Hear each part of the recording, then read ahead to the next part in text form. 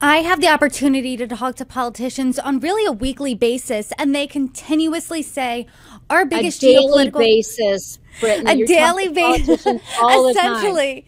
But they all have the same message. China is our biggest geopolitical threat. And as you and I know, as the rest of the country knows, President Biden has called President Xi a dictator straight up.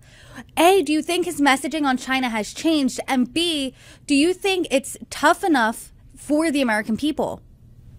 It's an interesting question because he was asked that yesterday after this meeting, and he basically came out and said, yes, I do believe Xi is a dictator. He has a very different system. It's not a democratic system as we know it here in the US. So I don't think his stance on that has changed. And of course, you know, China has been a very popular punching bag, and sometimes legitimately so, certainly when it comes to IP protections and rule of law and the treatment of the Uyghurs and various other things. But I think especially at a time when you've got all of these renegade regimes in Russia, when you look at what's happening in the Middle East, at a time when the world feels so dangerous, it's important for the two largest economies of the world to be talking to each other. And I think that's the message. It wasn't an enthusiastic embrace so much as it was an acknowledgement of the importance of some stability right now.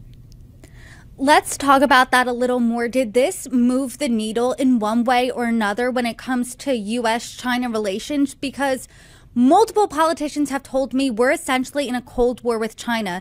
Did this seem to thaw those tensions at all?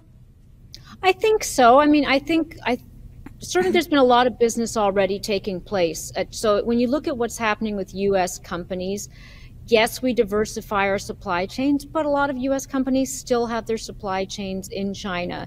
I think there's certainly a sense that President Xi is much in a different state today than he was a couple of years ago because his economy is very much struggling, and he's, you know, in not as strong a position because China post-COVID is not in a good place on several levels. So I think that that's one of the factors here, that they've also warmed to us perhaps and are taking a kinder stance. But look, I think that we in a Cold War with China. I think what happens is the rest of the world, when it goes a little crazy, you start to shift your attention a bit and you start to look at Russia, you start to look at North Korea, you start to look at what's happening in the Middle East and where you want friends. And for all of the problems we have with China, it's not really a renegade actor. China is not a rogue actor. They want stability. They want to develop the ASEAN region.